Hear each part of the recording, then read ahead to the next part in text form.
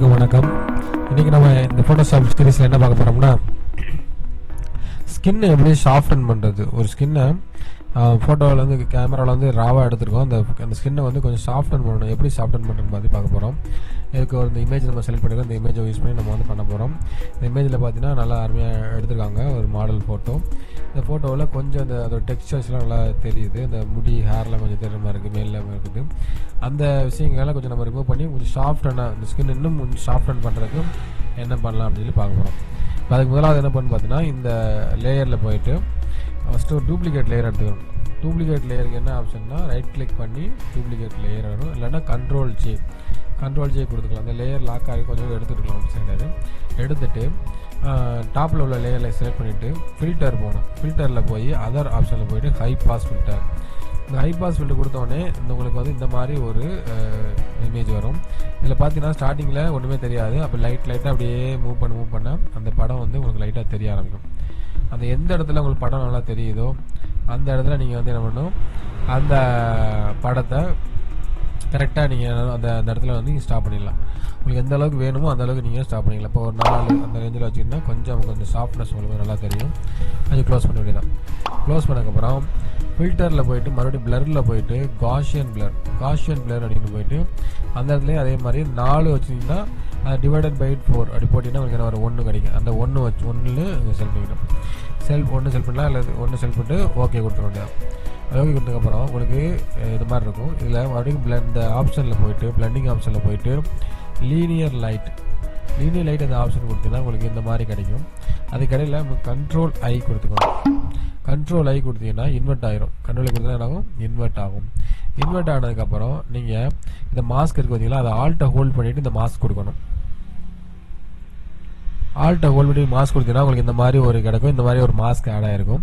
Mask add ஆனதுக்கப்புறம் இந்த colours வந்து இந்த கலரில் ஃபோர் கிரவுண்டில் உங்களுக்கு வந்து ஒயிட்டை வச்சுட்டு இந்த ப்ரஷ் டூலில் செலக்ட் பண்ணிவிட்டு என்ன பண்ணிங்கன்னா, அது மேலே நம்ம வந்து அதோட ஒப்பாசிட்டி ஓரளவுக்கு நீங்கள் வந்து படத்துக்கு ஏற்ற மாதிரி வச்சுக்கிட்டு நீங்கள் என்ன பண்ணணும், அந்த மேலே இங்கே 100 வச்சுக்கலாம். ஏன்னா ஸ்கின் நல்லா ஓரளவுக்கு அதிக சாஃப்டாக இருக்குது. இன்னும் நமக்கு அதிக சாஃப்ட்னஸ் வேணும்னா நம்ம வேணுங்கிற அளவுக்கு வச்சுக்கலாம். வச்சுட்டு என்ன பண்ண போகிறோம், நம்ம அது மேலே நல்லா ப்ரெஷ் பண்ண போகிறோம். கொஞ்சம் நல்லா இமேஜை கூட இன்னும் கொஞ்சம் இன்னும் கொஞ்சம் கூட ஜூம் இன் பண்ணிக்கலாம். ஜூம் பண்ணிட்டு அதே நேரத்தில் அந்த இமேஜோடைய இடத்துக்கு ஏற்ற மாதிரி என்ன பண்ணணும், நீங்கள் அந்த நம்மளுடைய ப்ரஷ் டூல் சைஸை நீங்கள் குறைச்சிக்கணும்.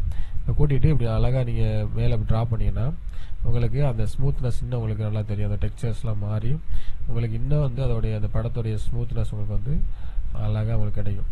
அந்த நம்ம ப்ரஷ் பண்ணும்போது ஒரு விஷயம் தெரிஞ்சுக்கணும், கரெக்டாக அந்த படத்துடைய அந்த இமேஜுடைய ஷேப்புக்கு ஏற்ற மாதிரி நம்ம வந்து ப்ரஷ் பண்ணணும்.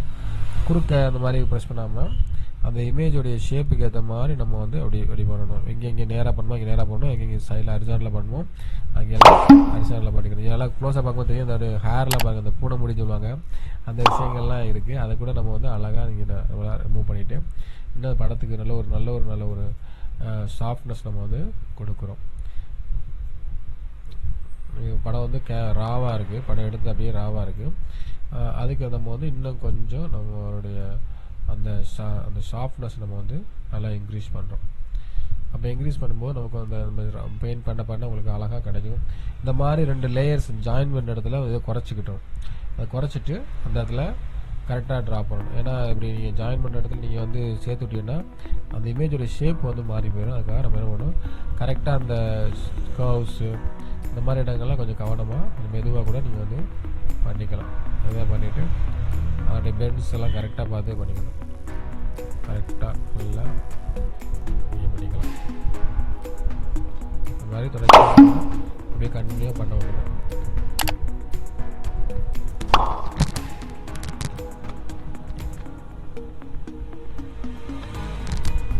கண் ஓரங்கள்லாம் கரெக்டாக நல்லா பார்த்துக்கிட்டீங்கன்னா ஏற்கனவே கண்மை இருக்கும். அந்த கண்மை இல்லாத அளவுக்கு அழகாக நீங்கள் நல்லா நீட்டாக பண்ணிக்கலாம்.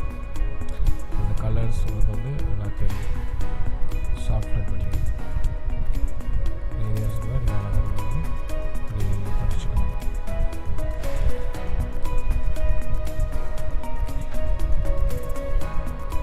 உங்களுக்கு அது வந்து கரெக்டாக செட் ஆகிற அப்படின்னு ஃபீல் பண்ணிங்கன்னா அந்த ஜூம் பண்ணி பார்க்கும்போது உங்களுக்கு வந்து அந்த டிஃப்ரென்ஸ் தெரியாது.